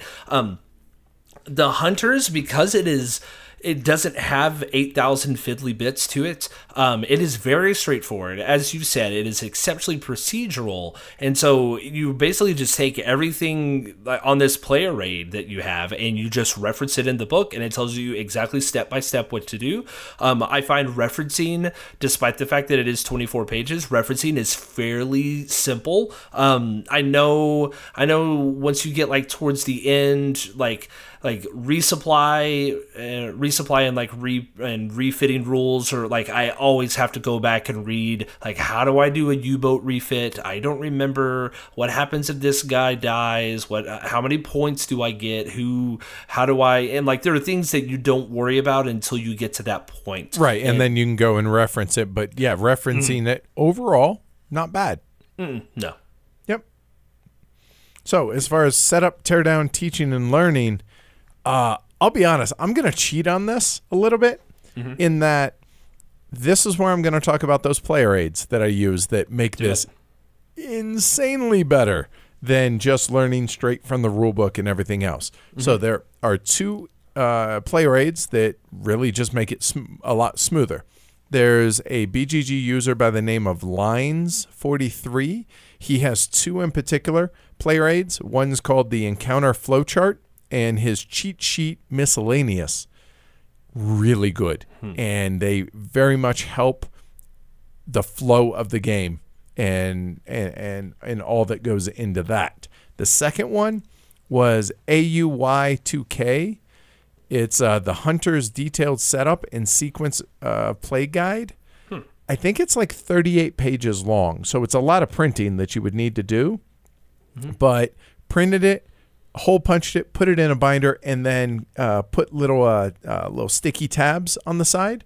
So, hey, a ship in a or a ship in an escort. Oh, let me reference that, and it takes you literally step by step. You don't have to reference the charts because he has pictures of all the charts that are in there, and literally step by step, it shows you how to go through it. And so, having that is an invaluable resource for making learning and then kind of running through the game a whole lot easier. That's cool. I never printed out either one of those. I've seen them. The Lines one, the kind of the sequence of play. I've seen that one before. I think I printed that out at one point. For me, it was easy just to kind of go through the rule book. But once again, I've been playing war games for a long time, and so it was easy to a degree. I do that with John Butterfield games, D-Day at Omaha Beach, RAF, Enemy Action Ardennes. These people make these fantastic flip books. I download them. I send them to FedEx Kinko's. I get them. I pay $20, get them printed and bound, and you just flip through and do it. And it tells you exactly everything you need to do. Oh, do you have a question? Sure, you can go back and reference the rule book for a little more of an explanation, but 98% of the information is right there. So I'm excited that they have it for the hunters. That's cool. Yes, yeah, it's definitely worth it to me. So I would recommend folks interested definitely go that route. For specifically just for setup and teardown. I mean, you literally pull the stuff out of the box, you decide what you want to do, you choose the boat, and you take the 2 minutes to open up the GMT counter tray and take the chits out and put it on the player mat. And that's really put I want to say it's upwards of about 30 chits total, and I think 22 of them are 2 types of torpedoes, and everything else is just for little tracking purposes, and that's it. It's setup is and teardown is real simple on this. Yes. Yeah. Very much so. All right, so finally, let's get into the meat of this thing.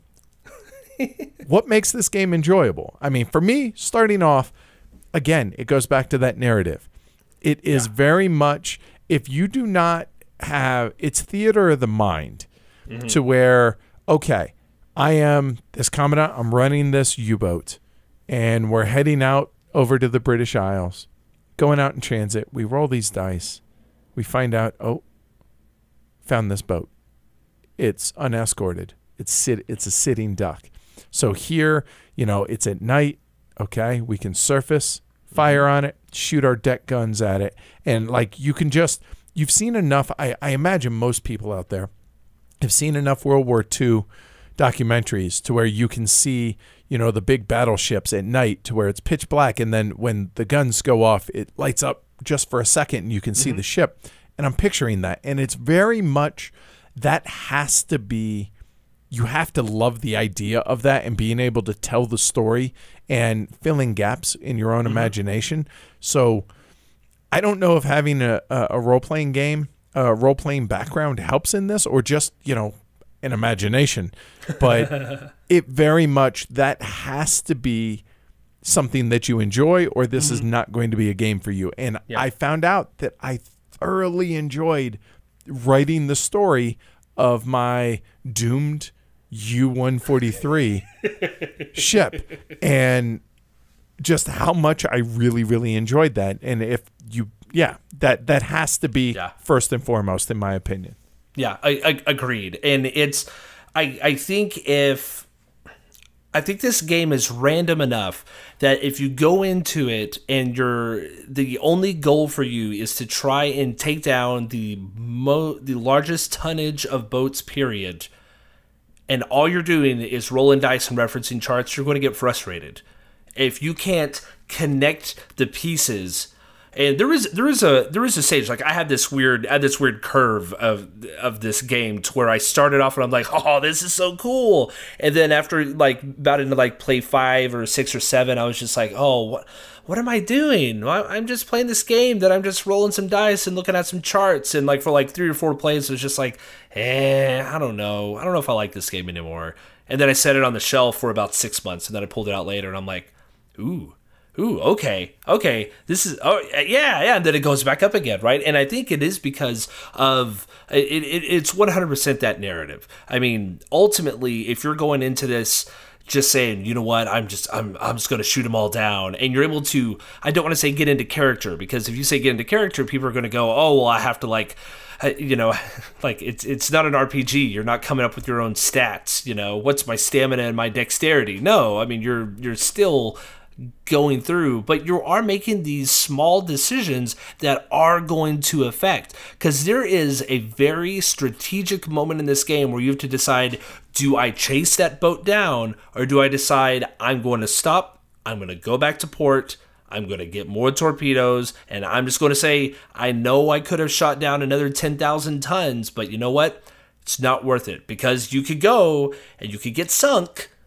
You have a responsibility as the commandant to your crew, and not to, have all these families back home lose their brothers, their husbands, their sons. I mean, again, obviously, this is all very much abstracted. I mean, otherwise, we don't have bullets whizzing over our heads. But if you're going to treat it responsibly, which you should, because you are the captain of the boat, right? This is your ship. Everybody that is on the ship is your responsibility. Yes. So how far do you push, right? Well, and do you kill everything in sight, or do you pick and choose? Do you bust into a convoy and take your chances, having to encounter a whole bunch of escorts? Do you slink around and pick off easy targets and then, quietly, slink or, kind of disappear back into the depths? How do you want to play it? And so it goes back to what you were talking about, that it's a whole bunch of really small decisions, micro decisions almost. Yeah.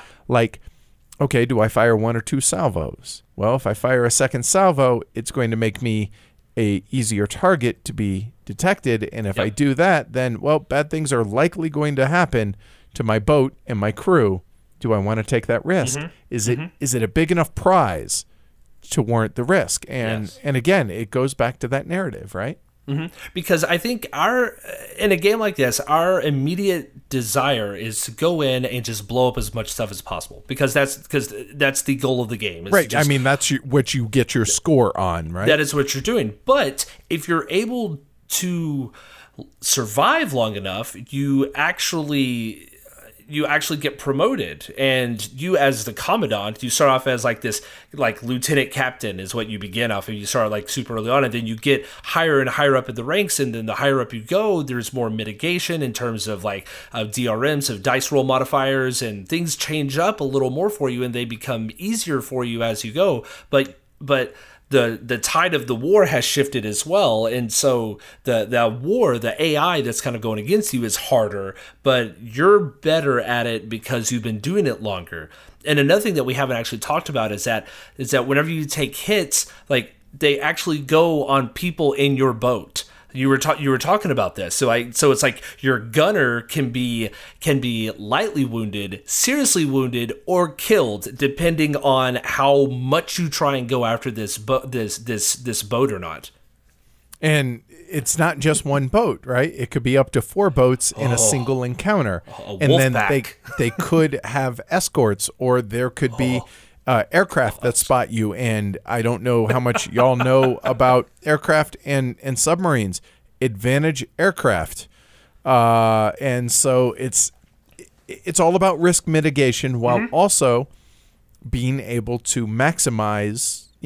Hey, your job as a commandant of a U-boat is to sink these ships.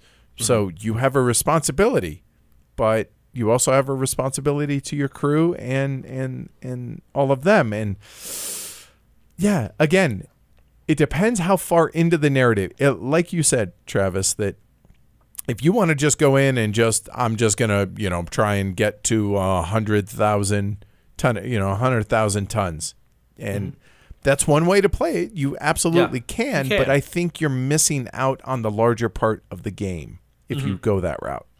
Yeah, I agreed. And as I said, you can play it. And I think if you want to play it over multiple days, if you have the ability to do so, to just leave it set up, because it is a game that you can play. You can show up and you could play 30, 45 minutes at a time, right? You can sit down and you could do I'm gonna go for a couple of patrols, and I'll go 2-3 patrols, I'll do some stuff, and then I'll just leave it here. I'll come back to it tomorrow and I'll do 2-3 more patrols. And you don't have to necessarily you survive that long. Well, true. I mean, I always have. Kidding. A little bit.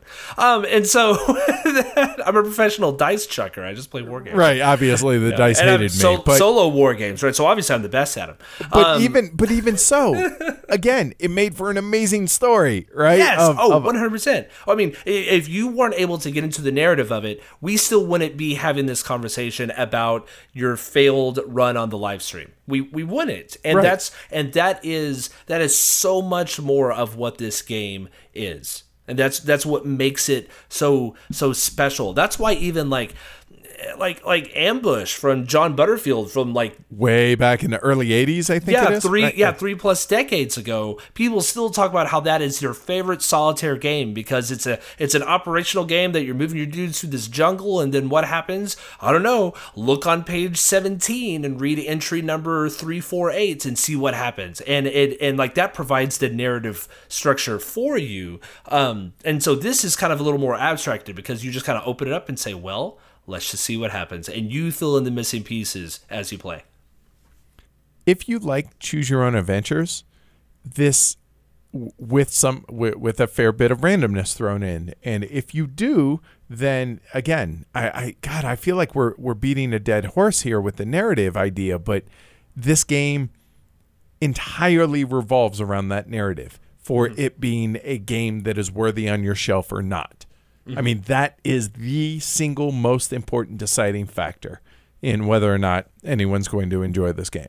Yeah, I agree. But what's interesting is that if you look at the gameplay to the amount of money that you spend on this game. Like, let's say you get in at the P500 price for $31. Plus shipping, so let's call it 45. Just round number, right? Yeah, red. Yeah, so $45. I mean, you talk about like the amount of hours and experience that you could have in a $45 game versus, we pay, we do this all the time. We pay 80, 90, $100 for this game, and we play it 4 times. We're like, yeah, this is really cool. But I mean, it's not the same experience, right? It's a totally different thing because it's just charts and dice and some counters, and that's it. And that's all you got. Yep. And it sets the stage for other historical situations in the series, whether that's the sequel to this being The Hunted, the one that's coming, but also there's Enemy Coast Ahead, the Doolittle raids. A lot of people I saw in the comments referencing the old B-17 game, which is, chuck some dice and find out. But this has more decisions in it, but it's still, it's the decisions matter, but there's a limit on how much you can control. So if you are a control freak and you want your Euros to where, look, I don't want any interaction. I want to do my thing. You do your thing, that type thing. This is also not going to be the game for you. No. And there are actually five games in this system. I don't want to call it a series because they're by a couple different designers. Yeah, fair enough. Right. So but there are 5 games, right? So you have the Hunters, right? You have the Hunted, which is going to be coming out part 2 in this, right? Yep. You have Silent Victory, which are U.S. submarines during World War II. There's one that actually just came out on P500 last month, the month before, and it's Beneath the Med, and it is Mediterranean World War II submarines, also by Gregory Smith. So it's in the same system, but it is it's Mediterranean combat. So I'm interested to see how that one shifts things. How different it is, right? Yeah. And then there's Raiders of the Deep, which came out from Compass. This is not by Gregory Smith, but it's the same system, and it's U-boats from World War I am really interested in playing that one because you're talking like, let's talk about technology and U-boats in 1919, That I'll be honest, I didn't know about that one. Now I'm like, ooh. Yeah, right. It actually just shipped about a month ago, and cool. Pun intended, I missed the boat in getting the pre-order price. So I'm gonna have to wait a little bit to buy that one. So okay, on the flip side, things to not like about the game: lots of referring to charts and lots of dice chucking. This is not going to be a highly strategic. This is not going to be a oh wow, it's all about that story and being able to, when you walk away from the table, like later on after my live stream, I was like, man, what if I'd done this differently? I wonder how that would have gone. What if I just waited? Was that 2,200 ton vessel that was escorted? Why did I even bother? Why did I put my crew at risk at that? Why didn't I just, you know what? Let's wait for a better target. Something that was more worthy. And so I was thinking about this throughout the entire day, here and there. And if that doesn't matter to you, Yeah. If you this is not an economic game, this is not a logistical game. This is, you throw some dice and you see what happens. If you get overwhelmed by randomness, if you get overwhelmed by edge cases, if you need to read the entire rulebook front to back and completely understand everything that's supposed to happen in the game before you play the game, this is 100% not the game for you. Nor are war games in general, if that's going to be the case. If you think you have to play the game, totally right. I mean, no. But it is. I will say though, because it is so procedural, it can bog down sometimes. You're like, okay, I gotta do this. All right, I roll aside. What is it? Is it day or night? Okay, I roll. Am I surfaced? Am I under? Okay, I roll. Am I blah blah? Oh, air attack. Oh gosh, where is that? What chart is that on? And so it can bog you down quite a bit. And if you're not accustomed to having all these charts, I mean, let's take let's take the game out of the box and set the player raids aside that you can get on Board Game Geek. If you're just taking it straight out of the box and playing it, you can get bogged down in that situation. And so if you get super like, ooh, I can't handle this because there's so much to look at and so much to take in, probably not it for you. That's a really good point. And kind of on that note, too, there's no emergent gameplay. It's going to be a bit repetitive. And by a bit, I mean it's going to be really repetitive because you are a submarine. You are going out on patrol. You will attack ships. They will attack you. You will then either die or not die and then go back into port, refit your ship, and go back out to sea. It's the same thing over and over and over. But again, it's building that story. So if that's not your thing, also stay away. Yeah. And the other question I have for you is, how meaningful do the decisions feel? Or is it more dice influence, or is it more player influence to where the game's playing you and you're just kind of along for the ride? Or are you dictating the narrative? And I think it's probably more of the former than the latter. But there is a little bit about, you were actually talking about this earlier, it's a little bit of the butterfly effect, right? What small decision did I make here that, I probably shouldn't have gone after that boat that was being escorted, but I went anyways, and then I got hit a couple times, and now I'm flooding, and you know what? That totally affects the remainder of the game. Like not just your next patrol, but the remainder of the game. So, but it also comes down to die rolls, and what are you able to do? And I think a lot of it, I think it's just like the main strategy is when to push and when to call it quits. That's what it comes down to. And picking your battles, quite literally. Picking your battles. Yes. Yeah. You look at it, go, nope, I'm ignoring that one. I'm going to this guy instead. Yeah, convoy that's escorted, this a lot of targets, but is it worth it? And so it's risk assessment. Yes. So I would say arguably this is a very good game for maybe actuaries. That's good. So scalability, it's a solo game. I don't care what it says. It's a solo game. So not really, doesn't really apply here. So I wonder what it actually says on Board Game Geek, because it has all that mess, right? Always of it's what could it be? Is it great at 1? Is it recommended at 2? Oh nope, it's best at 1. Best at 1. No surprise there. Let's see. 5 people recommended it at 2 players, 6, and everybody else said no. Just don't play. Yeah, no, it's a solo game, people. So one of my favorite things when we do our reviews is comments from BGG. And dude, props to Wargamers because some of the write-ups are really, really good. So indulge me for a few minutes here. Here we go. A B-17 or do-it-yourself adventure variant where your fate is in the hands of the dice gods. Whilst the story is interesting and probably quite realistic, there aren't enough decision points to give you much control. On the plus side, it's well-produced and supported on BGG as well as Consim World. So, okay.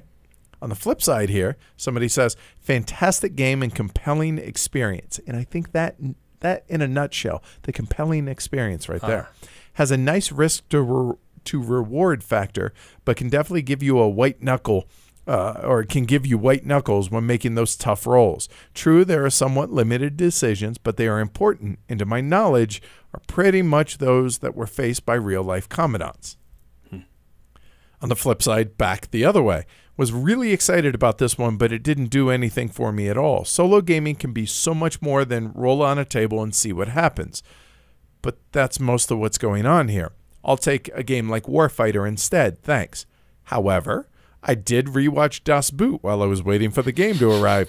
That was excellent. So not a complete waste. All right. And then this kind of exemplifies what kind of this game is. Here we go.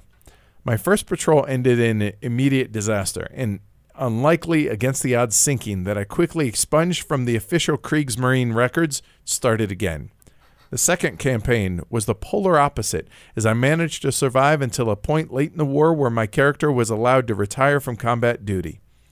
As that campaign progressed, I became determined to achieve the unlikely and survive the war. So I sometimes did just enough to quote-unquote win a patrol rather than look for further glory and increase the risk of a watery grave. Even so, the later war patrols are normally pretty tough, with the Allied anti-submarine measures being far more effective. Plenty of nail-biting moments to ensure a 9 rating. Let's see. I really wanted to like this more than I did. The subject's wonderful. The procedural dice rolling and consulting tables can work for me. But it just didn't here. Partly that seems due to a lack of meaningful decisions. All of this results in a lack of immersion for me. And last one. Narrative. Within the solitaire genre, this is as good as it gets. I find the game provides ample opportunities for decisions that will either get you killed or allow you to realize a successful career. The second edition rulebook is a work of sublime simplicity. 3 columns with appropriate illustrations for grasping the simple but not simplistic game mechanisms. I predict this game will only grow in popularity with its expansions and game modules. A wonderful gaming experience with exceptional support by the publisher, many helpful videos, and after one read, you'll be ready for your first patrol. The second printing moves this to a 10. Bring your imagination to the table and dive in. Yeah. And I can see the entire spectrum. Yeah, I totally can too. It all depends on what it is you're looking for in a game, right? Yeah, and I've lived the entire spectrum, right? I had that down moment where it's like, I don't know, maybe. Yeah, right. It happens. All right, so you want to summarize? Sure. The Hunters is an extraordinary system of a game that relies specifically on your narrative and the story that you're telling while being housed in this World War II German U-boat mindset. It is primarily driven by your own thoughts and by how you want the game to turn out, but ultimately comes down to die rolls and ultimately ends up being about how the game interacts with you and not necessarily about how you interact with the game itself. Throughout the entirety of the game, you are making some decisions which may or may not affect anything, but ultimately end up with an incredibly rich and diverse storytelling experience that is ultimately unique to you and you alone. Good. Well put. So I cheated a little. I read this and I was like, you know what? I'm not going to do better than this. So I just, yeah. So props to Cam 1100 on BGG. Here we go. Thinking about life on a submarine. The game has an authentic feel. A U-boat captain relied heavily on his charts, calculated risk, and a little bit of blind luck to be successful, and that's just how I felt playing the game. A good crew can save your boat, while one unlucky depth charge can send you to the bottom of the sea in an instant. I found myself indignant at missing out on promotions. But look at what I've accomplished for the fatherland. And then, at the same time, beaming with pride when oak leaves were added to my knight's cross. Yeah. And that really is it. Mm-hmm. The narrative that you tell, that the game tells or allows you to experience, makes for a really rewarding, like, dude, you give me a nice rainy day outside, tell me I'm not going to throw this down on the table. Totally. Hell yeah. Yes. Yeah, that's exactly, that is what happens. I remember one of my very first plays of this, it was New Year's Day, and my wife was just like, you know what, I'm just going to sit around and play some computer games. I'm like, done. I put in some headphones, I put this out on the table, and like, that's what we did from like 7 a.m. to like 2 p.m. Just, it's glorious, you know? Awesome. So, rating. For folks that don't know, we rate on a 1 to 6 scale. 1 is burn it with fire. Don't you dare give that game away, because shame on you. And 6 is a Hall of Fame. So, and everything else in between. So what do you got, Travis? Where are you? I would very solidly give the Hunters a 4. It is a great experience, but the experience is not going to be for everyone. I think what it does is exceptionally unique. I think it has created this system and this experience that a lot of people will enjoy to an extent and to a degree, And even I've enjoyed it to an extent and to a degree. And then there might be a point in the game that you go, do I really even want to own this game anymore? And then you might pull it out a few months later and go, hey, this is a cool experience. So it's not something that you will perpetually play and go, I'm going to get better at it. It's a game that you play whenever because that just doesn't happen. But it's a game instead that you're going to go, you know what? I want to play this because I want that feel. I want that experience that I am able to create with the stuff that is right in front of me. So for me, it's solidly a 4. And you know what? I put it in the exact same camp. Not to put too fine a line on it, but it's kind of an RPG in a sense for historical gamers. It really is. I mean, it really is. And I think if you enjoy story or you enjoy the narrative and the experience, then I think you owe it to yourself to check it out for sure. Yep. And that, folks, is The Hunters. U-Boats at War, 1939 to 1943.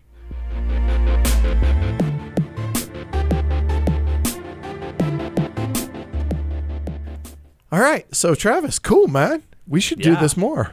We should. Let me know. All right. Deal. I enjoyed this. And they don't necessarily all have to be solo war games, but you're not allowed to complain anymore. I will accept it. All right. So, hey, seriously, tell folks how to reach out to you and where to listen to your stuff and all that.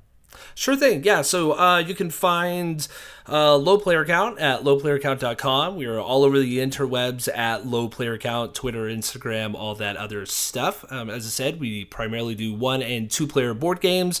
Had a funny experience recently where somebody started listening to us out of nowhere and said, you know, I don't play solo games, and I just thought all you guys did was review solo games.